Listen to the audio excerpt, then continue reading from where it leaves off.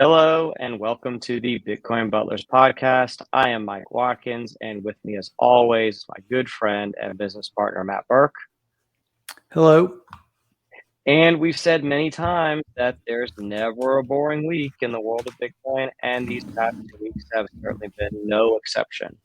Unfortunately, it's not all great news, and the exchange rate for Bitcoin and its market cap have fallen about 30% during that time period, along with a significant portion of the crypto market.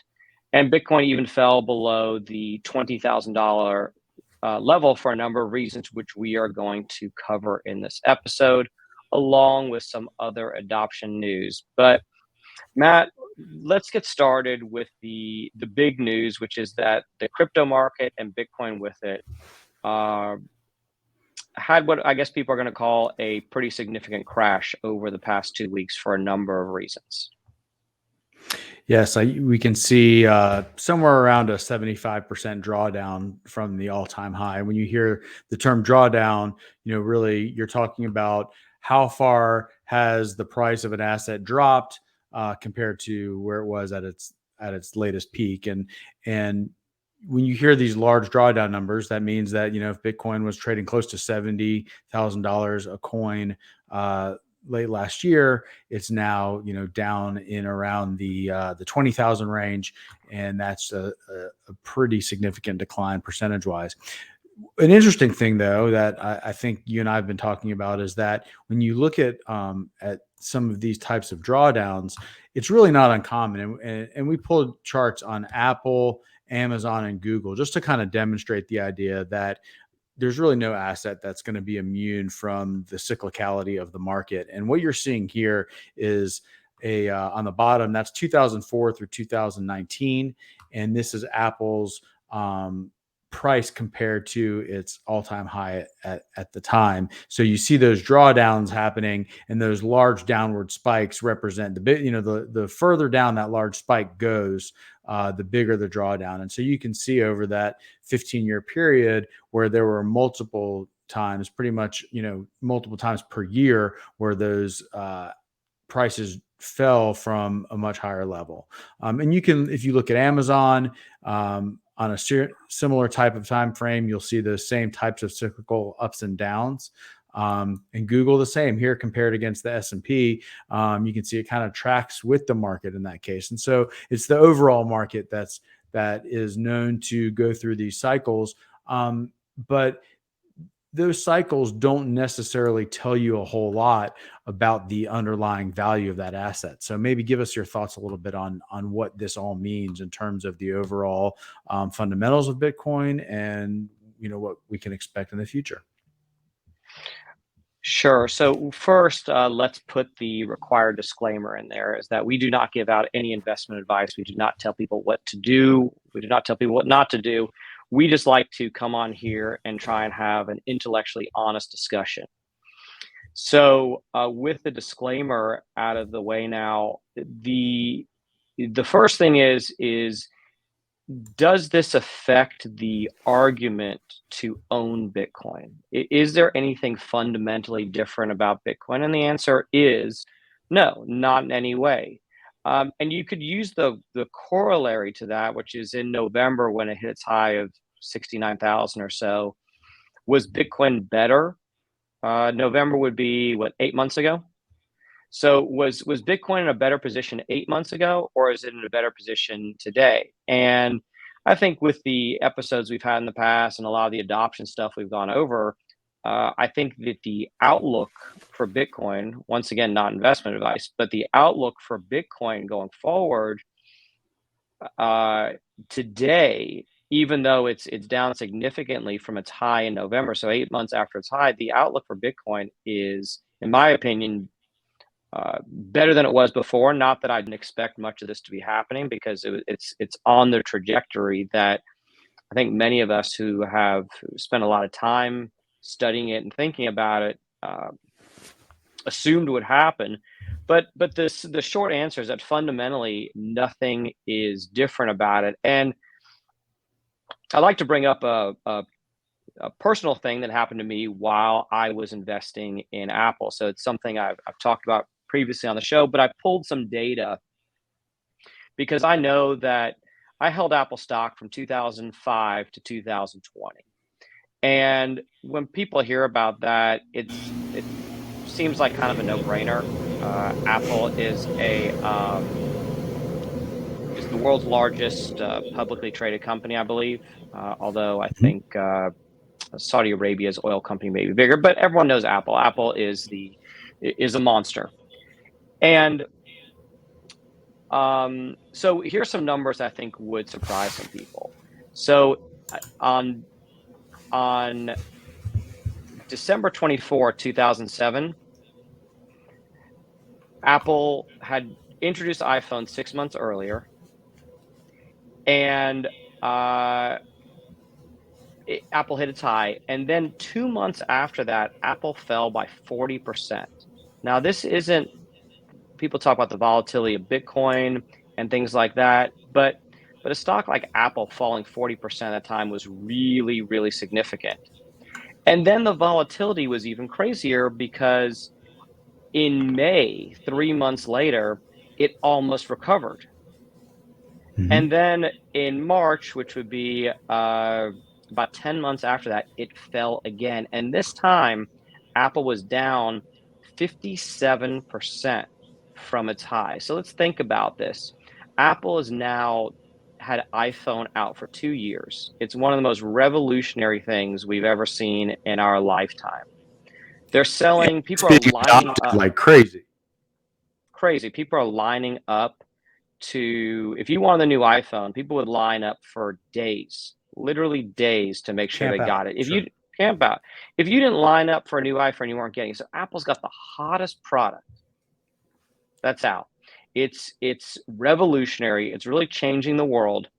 And yet 2 years after this, their stock is down almost 60% from its high.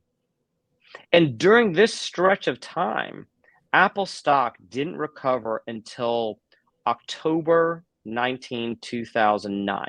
So Apple was essentially down for 2 years before it recovered. So people talk, once again, we're going to go through some other Apple numbers. People talk about Bitcoin so volatile, and Bitcoin is volatile. Bitcoin trades 365 days a year, 24 hours a day, and it trades worldwide on lots of different platforms. Whereas Apple stock trades on the US markets, they're only open for really a limited number of hours each week. And when the market really starts to sell off, there are curbs that come in, the market shuts down, you can't keep trading. Sure. So because of the freedom Bitcoin has to trade, it's going to be volatile. But even when we compare Bitcoin to some of these other blue chip stocks, we can see that while Bitcoin may be more volatile, it's nothing. It's not that much different than what you saw from Amazon on one of those things, or what you saw from Apple. And so I'd like to go through real quick some of these other parts, which was that in that period of time, it took 22 months for Apple to recover. And then 3 years later, it happened all over again. Apple lost 44%. So now iPhone's been out for 5 years. Apple has gone from being a struggling company that sold iPods, which really helped the company survive. Sure. And now it's got the hottest product out there. Everyone's got a smartphone. 5 years after the introduction of iPhone, everyone has a smartphone, whether it's made by Apple or not. They really created this unique new category. And yet their stock falls again after just recovered. 3 years later, it falls again by 44%. And it took that time 23 months for it to recover the 44% from its peak.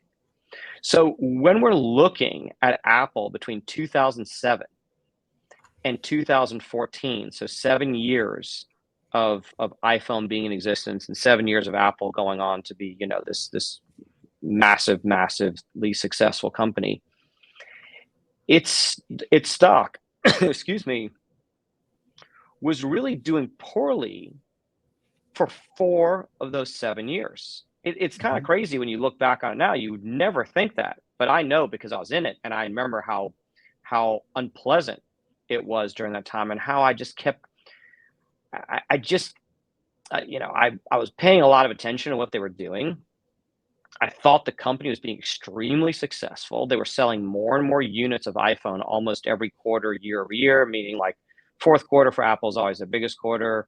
But Sure. the fourth quarter was like 30% over the last fourth quarter, et cetera, going back years. And then it actually gets a bit worse that after Apple recovers in 2014, and keep in mind, there are no macroeconomic issues going on. Right. Less than a year. So it recovered fully in August of 2014. And in May of 2015, it started to go down again. So less than a year later, it starts to go down again. And this time it only goes down 32%. But it took Apple stock another 20 months to recover. And so, Matt, if you don't mind, would you pull up the Apple slide again? Because there's a number on there. I want to be able to pull it. But we can look now we can say, okay, between 2007 and 2017, almost, which is 10 years, almost 6 of those years, Apple was recovering, much in the same way that people are going to think about Bitcoin and talk about Bitcoin recovering, comparing to its peak. But there's a really important thing on that chart that I thought was interesting, where it said during this time period, an investor would have generated 13,064% or a 38.79% annualized return. Now, you would have only had that return had you stayed in it. And if you understand the way stocks move, there are just certain days you don't want to miss out on the gains you would get, or certain weeks where you see a lot of gains. But the point is that if we look at one of the most successful stocks and a company and a brand that everyone understands, which is Apple, and we take a look and say, okay, of this 10-year period, I'll ask you this question: would you ever guess that Apple was actually recovering, like in a technically recovering from a drop for 6 of those 10 years? Yeah, that surprises me. I mean, obviously, when you get into the 2008 to 2010 range, you would expect there to be some significant drawdown just based on macro factors.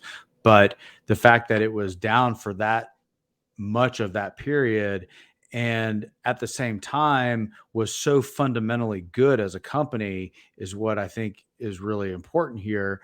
And from my perspective, the correlation between that and Bitcoin is that you've got, what I think is a fundamentally great asset that you're seeing, these similar types of drawdowns throughout the cycle. If you zoom out and look at it, at the entire history of Bitcoin, there's, you always have these drawdowns and build ups and drawdowns, and it builds back up. And to some extent, it just seems like it's par for the course. There are a lot of other extenuating factors in the overall digital asset market right now. You've got all these exchanges and altcoins that are kind of crashing and cratering and blowing up in a way that brings Bitcoin and all of the other crypto assets down with them. And so I think that's an externality that has really, in a way, has nothing to do with the fundamentals of Bitcoin and what it is. It's just that it's part of a basket that's, all going in the same direction. Right. And look, the stock market is down. I haven't checked today, but I think the NASDAQ is down about 30%, and individual companies in there, and particularly some of the FANG stocks, are down more. I know Netflix is down about 70%. So people are funny, if Bitcoin was at 70,000 right now instead of 20,000, I think they would be trampling over each other to get in there. When people see something going up, they just want to pile in. And then, of course, when it goes down, people are saying, oh, I'm really glad I didn't get into that. Or I wish I had sold and I wasn't here. And maybe that would stop them from buying more in the future. But I think it's also important we discuss why the crypto market in general took a hit, because I think that there are a number of important lessons there. And I also think in this situation, the crypto market in general pulled Bitcoin down. I agree.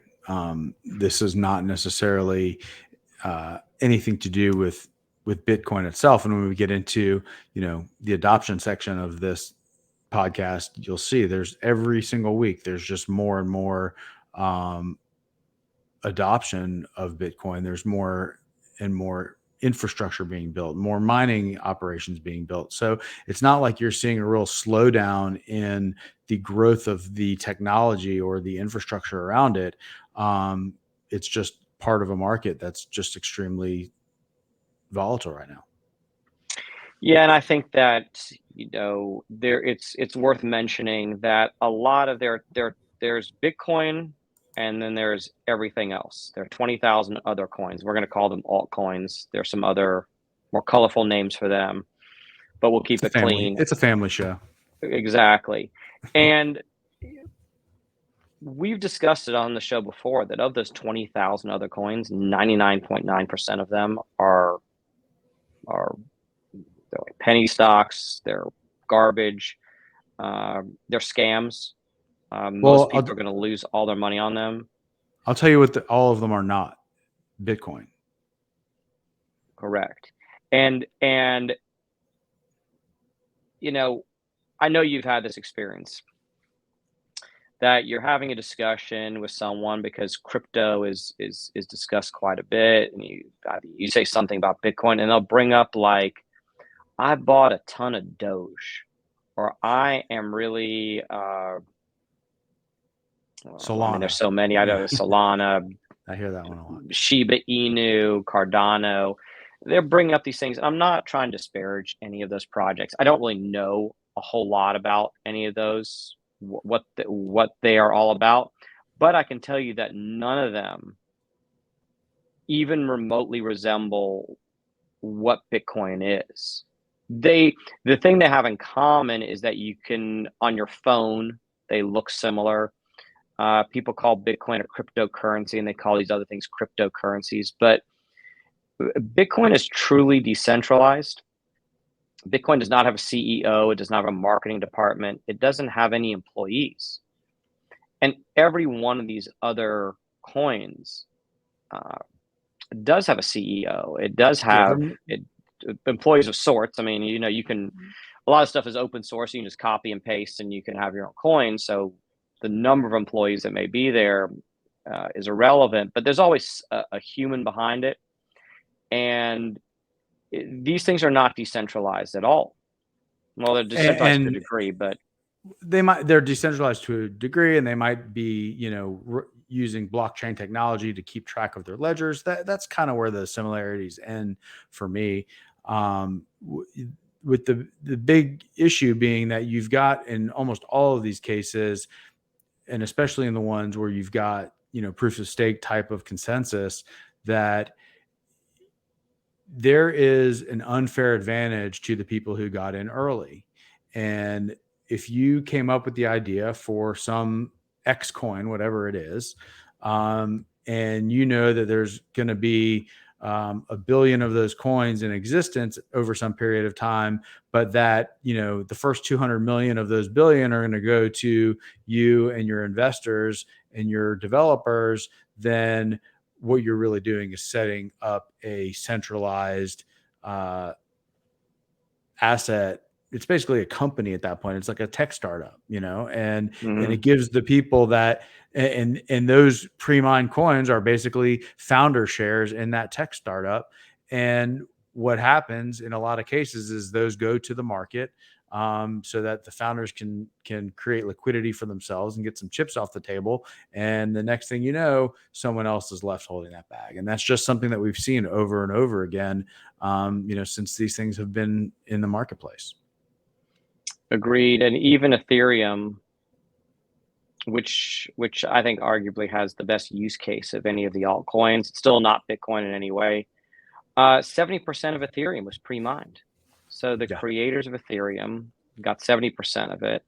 And when Ethereum moves to proof of stake, if that ever does happen, they've had a lot of delays in getting there, but if it does move there, that means that those people that are holding those coins are going to have a full control over what happens with that network moving forward. Even if they don't still own 70%, I'm fairly confident they're going to own over 50%. And when you move to proof It's of still a stake, then the manufactured control. advantage. It's not a Mhm. natural. It's not in any way truly decentralized. You have a group of people that will have an advantage over another group of people when it comes to making the rules. Yeah, and I think that I'd also like to mention that these services that are offering these really high yields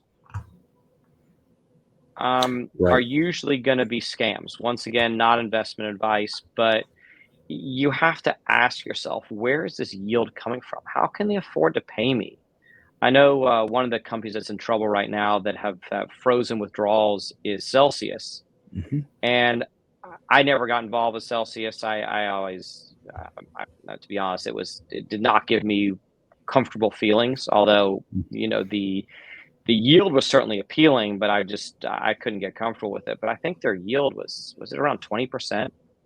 It was like high teens in most Yeah. cases. It was unreasonably high for the amount of risk that they were implying that you would be taking on. Hmm. Which that's where it gets a little squirrely to me, is that if someone is willing to pay you, 10, 15, 20% for essentially the equivalent of a bank deposit, you have to ask yourself why.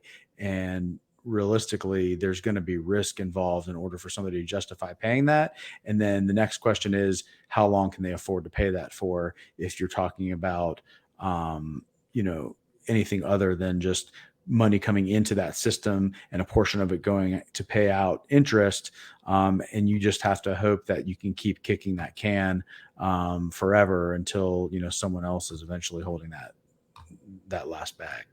And I don't think that, even though I'm not particularly knowledgeable about it, I don't think we've seen the full shakeout from it yet. There are people that were, I don't know how I would best describe it and be polite, but there were a You lot of don't have to be polite. scams in the crypto world. There's just scams. I think that's the best way to put it. That it's there's an old saying, and it applies here. If it looks too good to be true, it probably is.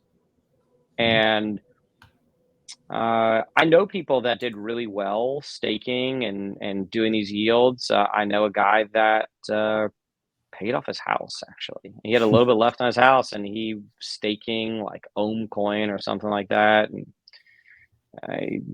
he had a nice score from it. Sold out, paid off his house, and he didn't pay off hundreds of thousands. He just had a little bit left, and then he went back into it, and I think he's lost like everything he put into it. Almost. I think he's lost like 90+%, maybe more, the second time around. But he was smart enough to do something good with the money the first time. So I think what we're going to see in Bitcoin is I think we're going to see a lot of the crypto market and a lot of the altcoins die off. I mean, we said those were going to go to zero. We've never recommended them to anybody. We've told people to always be cautious with those, uh, simply because they're not Bitcoin. If you understand what Bitcoin is, they're not even a distant second. These coins, Sure.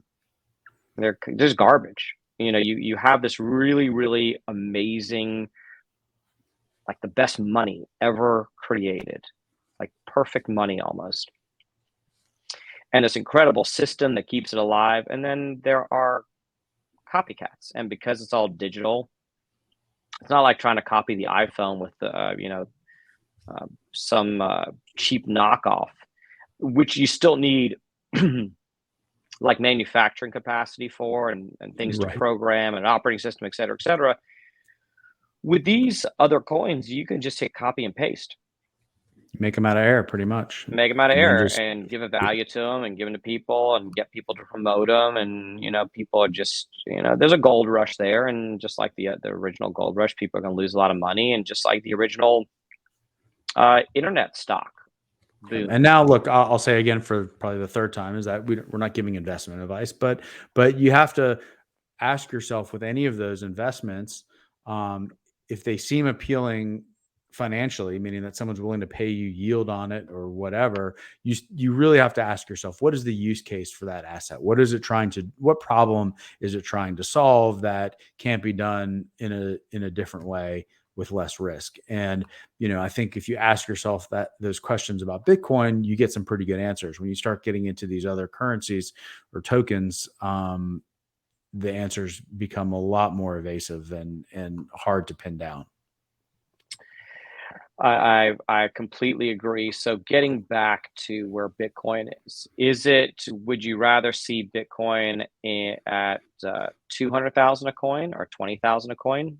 For me, not Well, going to pretend. I I'd like to see it. I'd like to see it worth what I think it's worth, but that's I investment. think of it yeah, and I think of it a little bit differently, because I think right now there are a lot of things that are contributing factors to where we are right now, and in terms of the price of Bitcoin.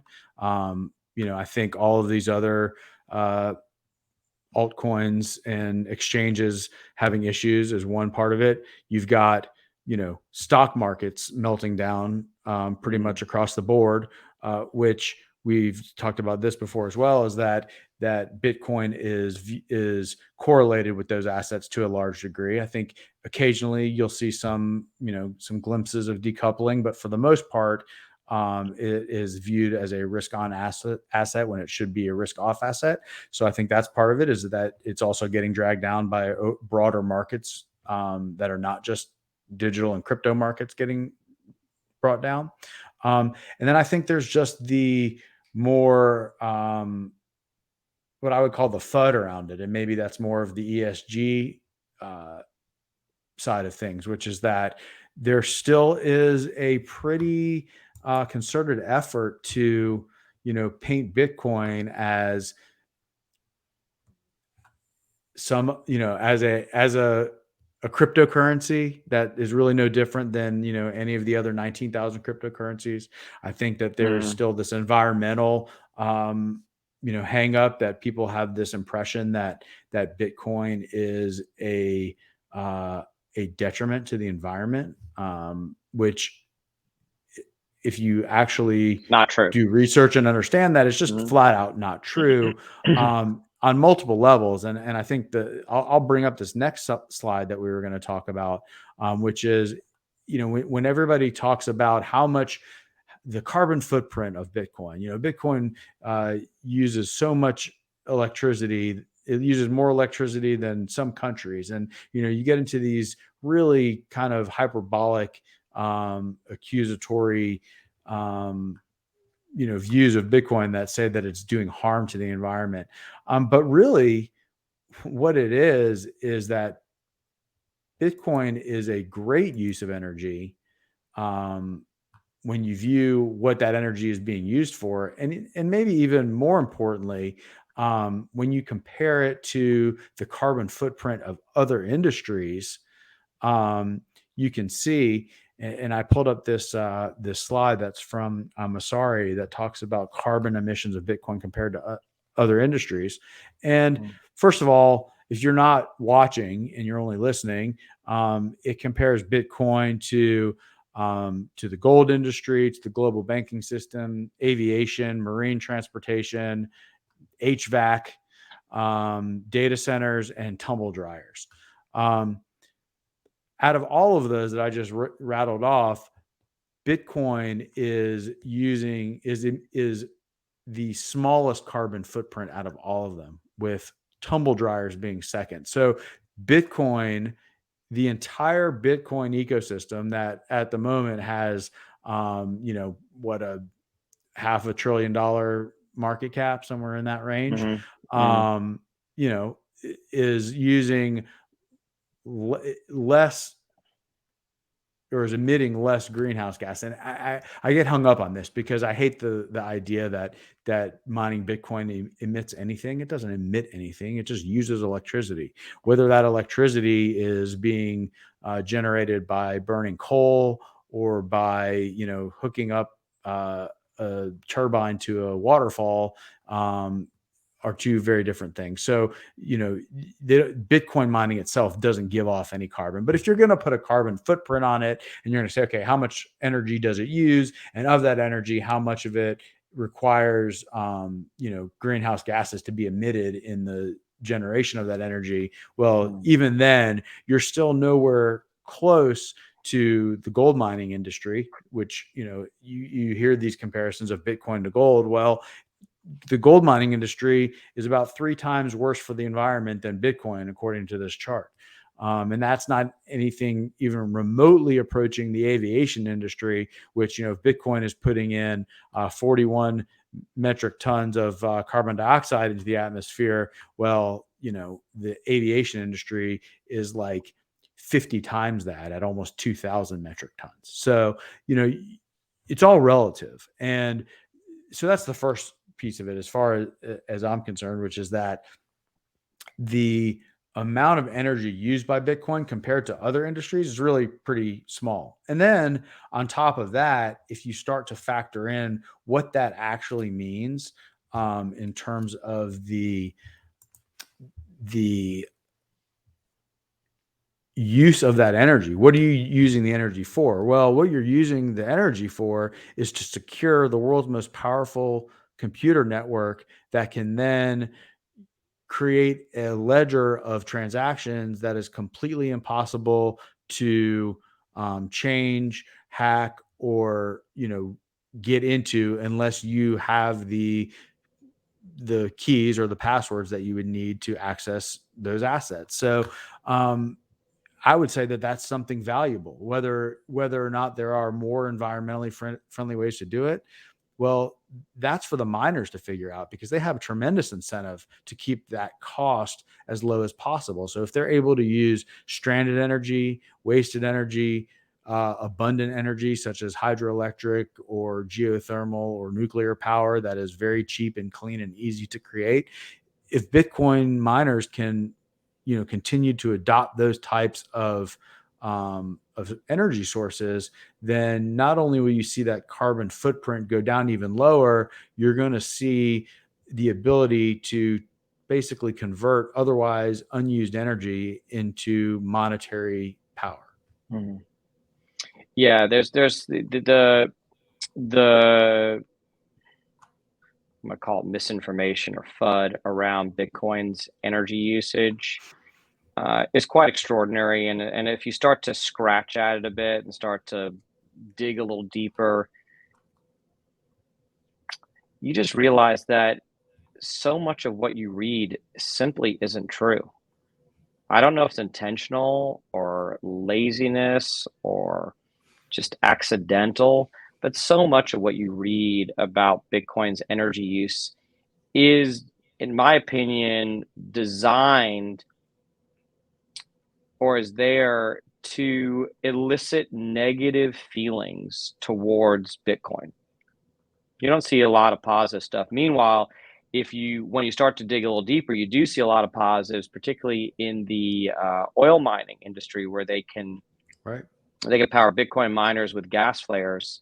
And I think we're going to see a lot of the oil producers doing that just because they can generate extra revenue by doing this. It kind of solves a problem for them, and it helps them generate extra revenue. So And then on top of that, and one other thing I'll add to that is that aside from the natural gas flaring, which I think is a really, I mean, if you want to talk about true reduction of greenhouse gases being spewed into the atmosphere, well, converting that flared gas into Bitcoin is a significant way to reduce those emissions. But the other thing there is when these Bitcoin mining operations partner with their local energy companies, they actually help the overall energy market in that area because you don't have to mine Bitcoin 24/7. If you're a Bitcoin miner and the energy is either too expensive or unavailable, you're not talking about keeping the lights on at a hospital. You're talking about running computers to make money. So the miners recognize that there may be higher and better uses for the energy that they would otherwise be using. So what they do in a lot of locales is they will agree with the power companies that if you have stress on your grid, that there's more demand, then we'll power down.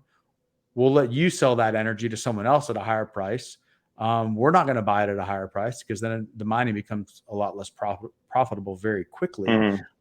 So I think over time, what you'll see is that these mining companies are really going to help stabilize the electricity grids and keep some of those spikes in demand kind of tamped down by being able to throw capacity back onto the grid. Yeah, it's like I said, the deeper you go, the more you realize that Bitcoin is actually environmentally friendly in a lot of ways. And as it moves forward, it's going to be even more environmentally friendly, not because the Bitcoin miners are trying to be environmentally friendly, but because it's in their economic interest to find the cheapest possible power.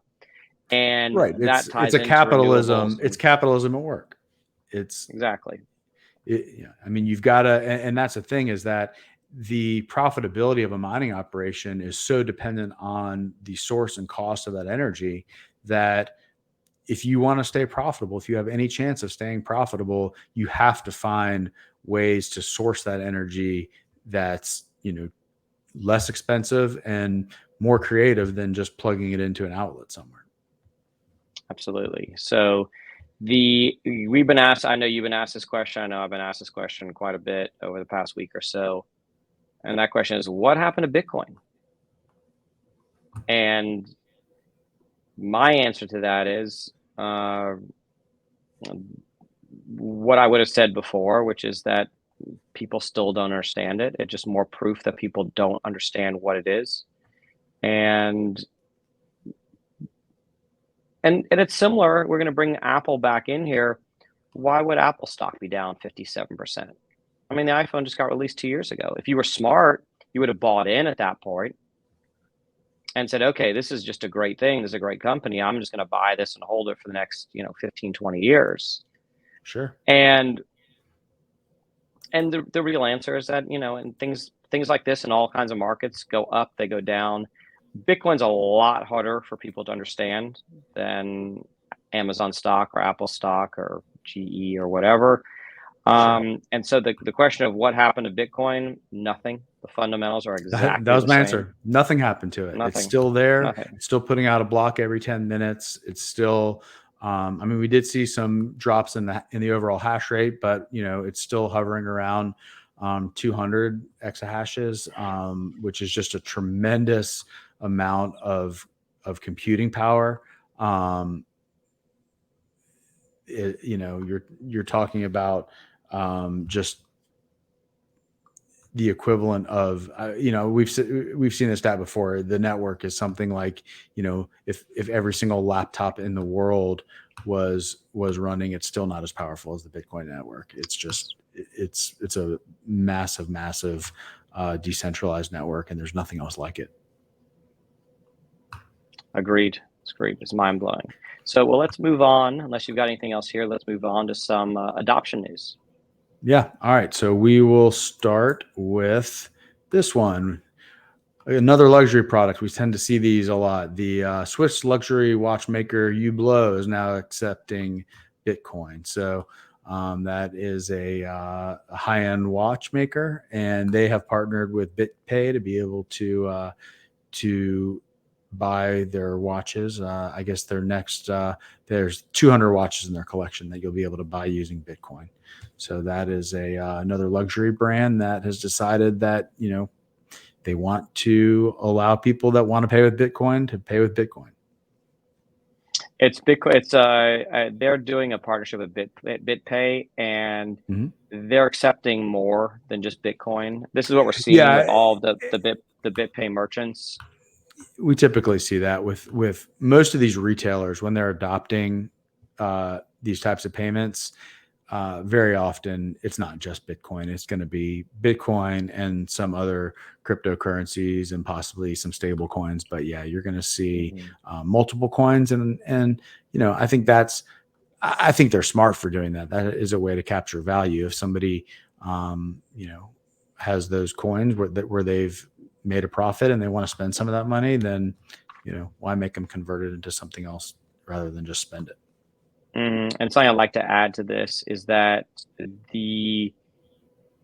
when using BitPay, they do not have to keep it in that digital currency. Mm-hmm. I think that almost all the stuff's going to get converted immediately to whatever the fiat of choice is for the merchant. Right. But It's payment rails, not necessarily Mhm. currency specific or currency. You don't have to pick which currency you're going to accept as a merchant. You're just using the BitPay network or whatever their platform is to be able to transfer from one crypto asset or Bitcoin into whatever other currency you want. Mm-hmm. And we predicted we would see more and more of this, and we're just going to keep seeing more and more. I do think each additional one is important, and I think a way to visualize that is that even though these are little like grains of sand in a bucket or drops of water in a bucket, they're still coming. They're still fairly consistent for what we're seeing. I think we would see more of a problem if we saw a stop in this. If we didn't see this these small adoptions on a weekly basis. If all of a sudden people weren't moving in this direction, then I think that would be a concern, much Right. more so than a temporary price drop. Right. I would be much more concerned if one of the companies we put 3 or 4 weeks ago now announced they're going to stop doing it. They pulled a Tesla on Bitcoin, but you're not seeing that. You're just seeing more and more people taking it on rather than anybody saying they're not going to do it. All right, so let's go to the next one. This one I thought was really interesting. So IBEX, which was the company that was going around at the Bitcoin conference in Miami in April and giving everybody some sats on the Lightning Network to be able to spend at the conference, apparently used that time in Miami as kind of a pilot program to get them to onboard Lightning payments into their other merchant services or payment services. And so what IBEX has done at this point, and now we're talking about just a couple months after the convention in Miami, there's 85 merchants that are now onboarding to the Lightning Network in Miami. I think it's awesome. I know we used the Lightning Network when we were down there. It worked great. I'm happy to see that there was a good test run, and they're starting to expand it. It's going to we're just going to see more and more of this. And I didn't know anything about IBEX. I didn't know they were involved in this. I still don't really know who they are. I know they've got an office when I looked it up, like Guatemala and Miami and El Salvador, which makes sense because El Salvador is kind of the Lightning Network. I think they're basically a POS company, right? Isn't it? They're essentially putting payment platforms into place for their customers. Exactly, yeah, POS terminals. But another vendor, another expansion of Lightning. It's another thing. If someone's discussing Bitcoin and they're not discussing Lightning, then they're not really discussing Bitcoin. Right. Anything else on this, or should I move on? No, I think it's interesting. I don't think it's earth shattering. It's nice to see. But again, this is one of those where you talk about kind of fundamental things about Bitcoin, and this is one of them where you have the ability to set merchants up on a new set of payment rails that has only recently come into existence, and it is a instant and virtually free and final no chargeback type of settlement platform that gives merchants the opportunity to save money, which then gives customers the opportunity to save money. So I think, Right. again, if, like you said, if you're not talking about Bitcoin, you're ignoring a very fundamental piece of the Bitcoin infrastructure. Yeah, and by the way, IBEX charges 0.5% for these transactions. Right. It's compared to, and depending on the network, but you're in the 2.25% to 3% range Mm, probably mm, for debit card transactions when it's all said and done. So that's a mm-hmm. significant savings. All right, let's keep going here. So the next one, Fountain is allowing users to earn Bitcoin while listening to podcasts. I think this is neat. I don't think it's super significant. I think there's some interesting long-term significance to this. I think this is more of a marketing ploy. I think it's clever. It got me to download the app. It got me to see if we were on there, and we are on there, which is Yeah. pretty cool. If you want to earn sats, you can listen to the Bitcoin Butlers podcast on Fountain. Mm-hmm. I don't know how many sats you get. I think there's some other parts there, but the I think that paying people to do something, to listen to something, is really interesting. It's an idea that it's been around for a good while, and it's made possible for something like this, where you're basically, people are gonna be paid to listen to commercials. Right. That's part of what it is on this. Um, I think it's neat. I think it's good also for the content creators, that you can pay the content creators. And I think we could see long term that if you want to watch something, if you want to watch, let's just say a TV show, that you won't necessarily have a subscription to Netflix or Hulu or any of those services. You might just pay for what you watch. Sure. So we'll see where that ends up. But that was an interesting piece of news, and I'm going to fiddle around with our app a little bit and see what I think. Yeah. But what I found the most interesting about this one is, like you said, it is kind of a new application of adoption. I mean, we've seen there are some companies out there, like I know Lolly is one of them, for example, where you Mm, can earn a few sats for basically no reason, hmm and that's nice. But this is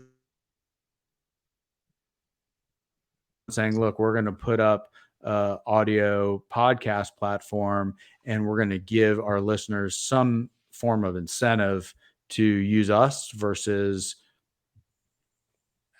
Amazon or Apple or whatever. mm But and so, why not let them earn Satoshis while they're doing it? I think that it's a clever way to do it. And over time, that could become the way that you decide what to watch, is that, okay, I'm going to have to suffer through ads. So now I'm going to just listen to whichever ads pay me the most. And so if you're able mm to get paid in Bitcoin in that, then great. mm That's just another step. I mean, all these things, the micropayments, another step towards the future. And Yep. it's good to see people are investing in it and people are trying to make it happen. So wish them lots of luck. Yep. I think this did make me think of one thing that we may have talked about this when we did our recap of Miami, but this idea of, like, what's the smallest amount Mm, of value that mm, can be transferred. Today, if you want to pay somebody 1 penny using a credit card, that's not really economically viable. mm, So if you have the ability to send, a tiny number of sats over the Lightning Network for virtually nothing, you have the ability to transfer a tiny amount of value at a very insignificant cost. And so I think over time you'll see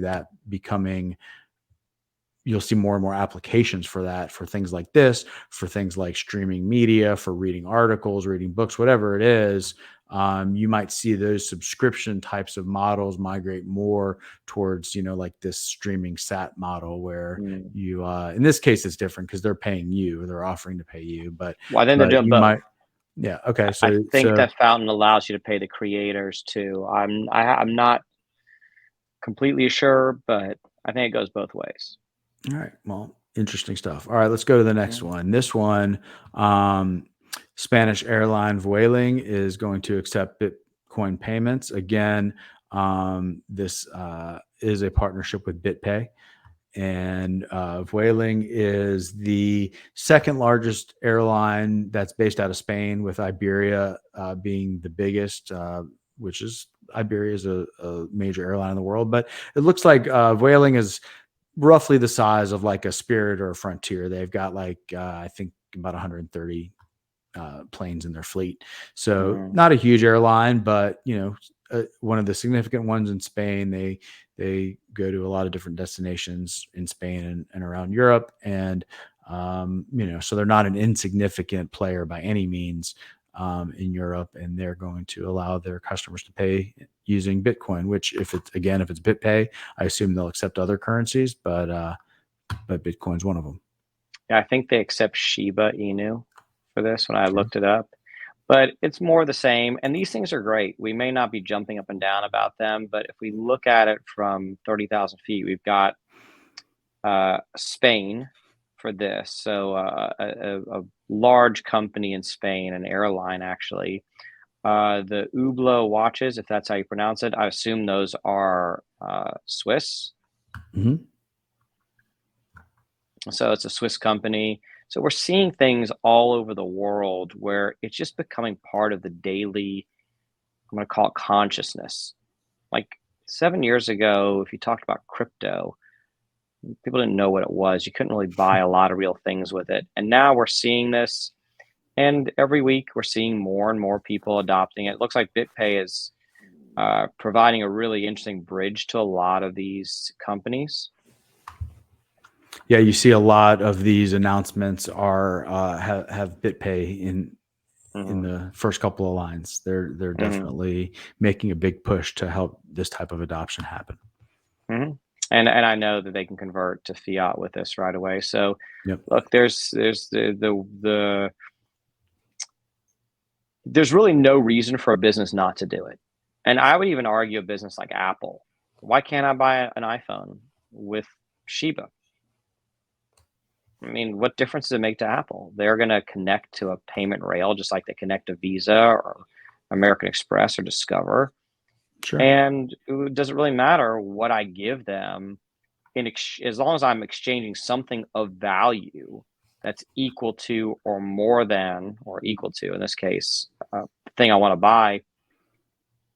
It really doesn't make a difference to the merchant. And in fact, to the merchant, they're going to pay a smaller transaction fee than they would with a credit card. So I think we're going to see more and more of this, and I would not be surprised if we see a really large player adopt this, Yeah, I like a would agree with that. Walmart.com. I think we talked about that before, like a Walmart.com, or just to differentiate themselves from Amazon. We're going to see it. Yeah. We will see it, and my prediction is we'll see it before the end of 2023, so in the next 18 months. Yeah, I would say that any of those, any of the big tech companies and major retailers, I would imagine all have teams of people that are working on how to adopt Bitcoin, which will bring us to our last slide, which is Deloitte and BYDIG are partnering to help institutions adopt Bitcoin. So I found this one really interesting. You've got BYDIG, who has really done a lot around the adoption of Bitcoin within financial institutions. They work with a lot of Mm, the banks. They work with a mm, lot of legacy financial institutions to help them figure out really what is their overall strategy when it comes to Bitcoin, whether that has to do with your treasury strategy for holding it, if you want to keep it on your balance sheet, if you're a merchant, and whether you're a wholesaler or a retailer, you want to be able to accept payments in Bitcoin or make payments in Bitcoin. Items around custody and how do you keep those holdings safe, especially if you have to maintain some liquidity in Bitcoin. How do you do it? So NYDIG has done a lot there. And then you've got the digital asset banking group within Deloitte that really consults with Fortune 500 companies for the most part, these are companies that are going to have different reasons to want to help their customers learn how to implement Bitcoin into their corporate structure.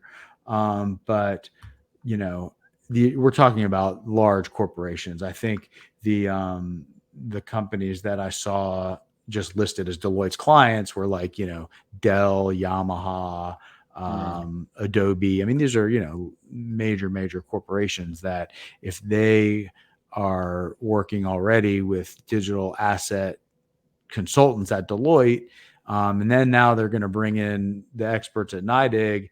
These are companies that are, taking this seriously, and Deloitte would probably not be going out and trying to build a practice around this if they didn't think it would be fruitful for them. No, I agree. And Deloitte, I thought this was the most significant news of the week. I have a question for you. How many meetings do you think Deloitte had before they approved this? And how long was that being discussed for before they approved it? Because, there's one thing I know about Deloitte in that world, which is that they're not doing this on like a flyer. They're not just saying, why don't we just give this a shot and see what happens.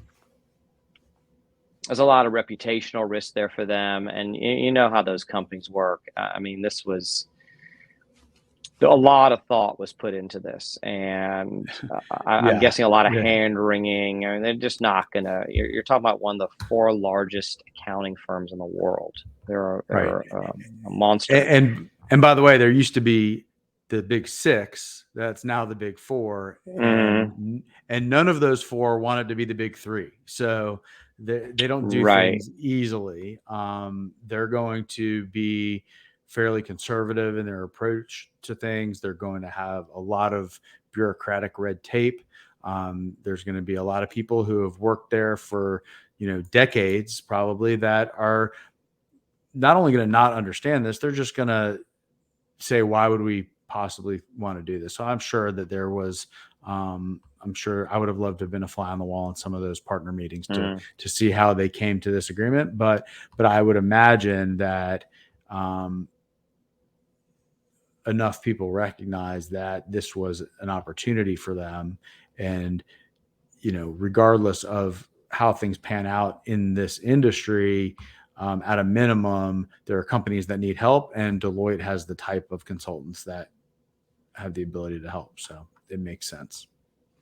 It does. I also think if any large company is not thinking about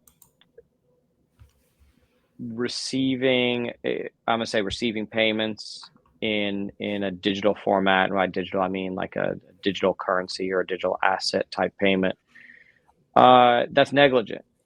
And if a large company is also not thinking about how to do those next steps, like keeping digital assets on their balance sheet, then they're also being negligent, because you can't wait until, we were saying, like, how many meetings did Deloitte have? Well, Deloitte is like a giant cruise ship. It's like just imagine, one of those the super large cruise ships, the biggest ones you're going to see. And for them to change course or do anything is a long and cumbersome process. A small company is more like a speedboat. They can just do whatever they want, change zip in and out of wherever they want. In and out. Exactly. So a lot of time and effort went into this, just by the very nature of that type of decision. And then they decided to make this public and put out a press release and get in the news. So they wanted it out there also. It wasn't something that they had a non-disclosure agreement about and they're just going to keep under wraps. They wanted to be out there. So Deloitte is putting themselves front and center and saying, hey, if you're a Fortune 500 company and you need help with your crypto strategy, because we're going to have to call it that, we can help. And we've partnered up with this company who's been helping a lot of the banks and other financial institutions get on board, which is NYDIG. And, we can offer these services now. So it's just all part of how we are seeing the world around us change. And the world doesn't change overnight. It's one of those things where it kind of creeps along, and before you know it, something is different. Or you have like maybe you go to Chipotle and you see they have a new point of service terminal in there, and all of a sudden it has a QR code and you can pay with Lightning. Like that may happen one day, but the steps leading up to that, you won't necessarily see. And the fact that it's in there is going to be more like interesting, or like, hey, guess what I saw today, rather than mind blowing, right? It's not going to come out of the blue. Like I went to Chipotle and they had this thing where you could pay with like fake money. You could pay for a burrito with fake money. I've never even heard of this stuff. That's not there. Right. My parents are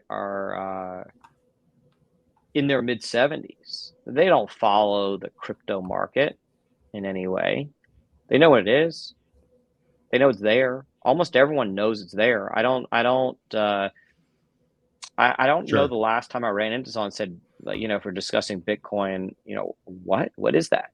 Everyone knows that it's a thing. It's it's on the ticker if you watch CNBC. Sure. It's on the top of all, anything finance related, you'll see the Bitcoin price there. So it's a very unique and interesting adoption cycle. I don't think we've ever seen this in the world before. It's not like a new device. It's not like a VCR or a microwave or. Well, it's not, and it's also not like a company coming out and saying, "Look at our new product," right? I mean, it's companies coming out and saying, "We're going to figure out a way to incorporate this product into what we already have," and that makes it a lot different. Another thing I was thinking about with the whole Deloitte thing, and this was maybe something that helped move the needle in the direction of them doing this deal, is that there's so much regulatory uncertainty around the world of Bitcoin, and especially when it comes to how you handle some of the accounting treatment for it, because some of the current rules don't necessarily make sense. And, I am an accountant by nature, but I'm not going to get into the accounting side of things. But the point is that there's still a lot of development that has to happen in the accounting world as it relates to these types of assets being held. And I think that Deloitte probably sees an opportunity there, because a lot of solicitation comes from the various regulatory bodies, whether it's the SEC or the AICPA or the accounting standards boards or whatever, that are kind of help putting that accounting guidance in place. I think this, maybe gives Deloitte the idea that if they're closer to it, they'll be able to help drive some of those policy decisions in a way that is more favorable for them and their clients. I agree. And I also think it's good for Deloitte. I can guarantee you that of the big four accounting firms, they're all looking into this. They're all building up practices. They're all trying to figure out ways to account for digital assets correctly, because there isn't a lot of knowledge out there. So they're going to have to work with regulators to, in some cases, to develop it. And they're also going to have to study it to see what needs to be done. But it's all these roads and all these news stories are only pointing in one direction. And while the price of Bitcoin or the exchange rate of Bitcoin may be pointing in I'm going to call it a negative direction, the macro outlook for Bitcoin and the amount of infrastructure that's being built is extremely positive, extremely bullish. And those two things are going to be reconciled at some point in time, much like the Apple stock we were looking at, which was that eventually things catch up with what's there and things do change course, and they can change course extremely quickly. And with an asset like Bitcoin, everyone knows that Bitcoin heard something this week where someone said people didn't believe me, but I really think that Bitcoin could go from like 5,000 to 500,000 in like less than a month. And like people think I'm crazy when I say that, but when you think about it, and at first I'm like, well, that does sound a bit crazy. And then I thought it through a bit, and it's unlikely, but it's possible. It could happen. And Bitcoin, there are no rules. You have something that is particularly well. It's trading. It never stops trading. You can always cash out of Right. Bitcoin, and so I think that because you have that there, it's an easy asset to sell. It's also, unfortunately, a fairly easy asset to manipulate in the market, and I don't think enough time is spent on how Bitcoin is being manipulated and how you can manipulate it. But every market is manipulated to some degree. The gold and silver markets have been manipulated for like 50 years. Oh yeah. And you can read about all the different fines. JP Morgan paid almost $1 billion fine for manipulating the silver market. Yeah. I think they made like over 10 billion doing it. So it paid 10% out. But the Bitcoin market has a lot less regulation to it. It's kind of the Wild West. You can do whatever there's no limit to what you can do with it. So you're going to see wild swings with Bitcoin, which is another reason why we like to look at it in relation to other assets, particularly equities. And you see that, yeah, it's a little wilder, but it's not, to me, it's just not that different at the end of the day. I agree. I do agree. So, well, good. What else? Oh, I'm done. I don't think All we right. have anything else, but you can tell people where they can find us, please. Yeah. So our website, btcbutlers.com. You can email us there, info@btcbutlers.com. Our Twitter handle @btcbutlers. Our DMs are open in Twitter. If you are watching on YouTube, please like, subscribe, comment. We'd love to hear from you. Check out our website if you are interested in implementing best practices for Bitcoin owners, whether that's buying your Bitcoin, storing your Bitcoin in your own self-custody, inheritance planning, which is a specialty of ours, or running your own node. We can help you with any of that. You can also download our free sovereign inheritance planning guide on our website, which will lead you down the path of creating a roadmap for your heirs to access your Bitcoin and other assets, whether they're digital or not. And that is something that everybody's family should have in place. So if you have any questions or would like our help, please reach out. We'd love to hear from you, and we appreciate you listening. All right, Matt, thank you so much. Be well. You too. Until next time. Bye.